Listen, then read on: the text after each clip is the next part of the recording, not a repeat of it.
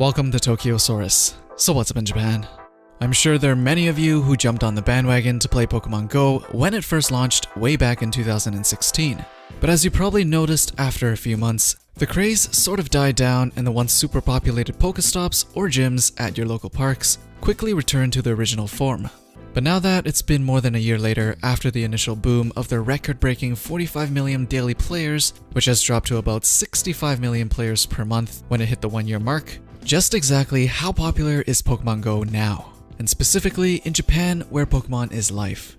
Just a few months ago, some of you may remember one of the biggest Pokemon events of the year called the Pikachu Outbreak that takes place in Yokohama, Japan every year.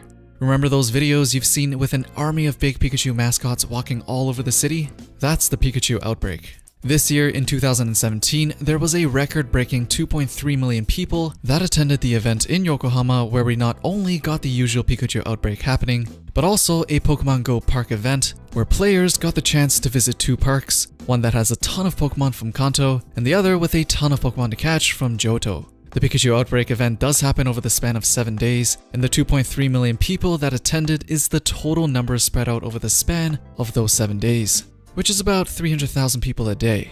Still quite a lot, but keep in mind not every one of those players is there for Pokemon Go.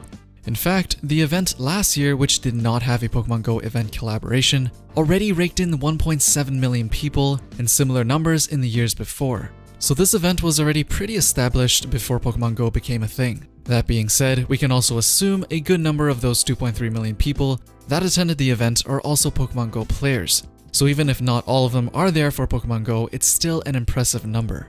This event was so big for Pokemon Go, in fact, they made sure all Japanese cell phone service providers were notified of the increase in cellular activity in Yokohama just to make sure the game would run smoothly. Now let's take a look at a more recent event that happened just between November 24th to the 26th called Pokemon Go at Totori Sand Dunes. Similar to the previous event, they had rare Pokemon in those areas for the duration of the event to encourage people to come to the tourist destination. So in just 3 days, a total of 87,000 people took a trip to Totori City just to catch some rare Pokemon. Now this may seem like a small number compared to Yokohama, but it's definitely not. Yokohama is really close to the city, as a train ride would take a little over an hour to get to if you're coming from Tokyo.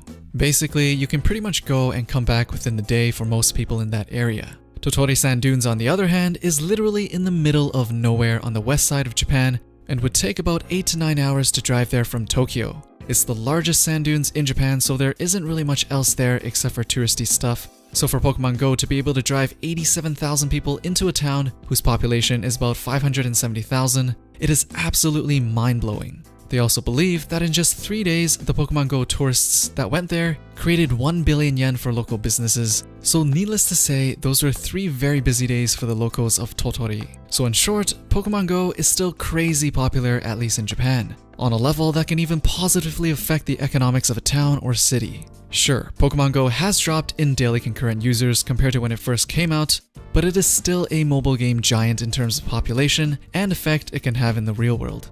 But anyways, I'm curious as to if you're still playing Pokemon Go, and if you are, how are you liking the game right now?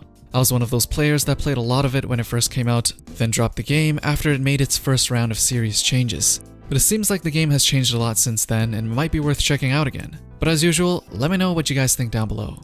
Don't forget to drop a thumbs up, subscribe, and turn on notifications if you want to be updated with the latest that's going on in Japan, and I'll see you guys in the next one.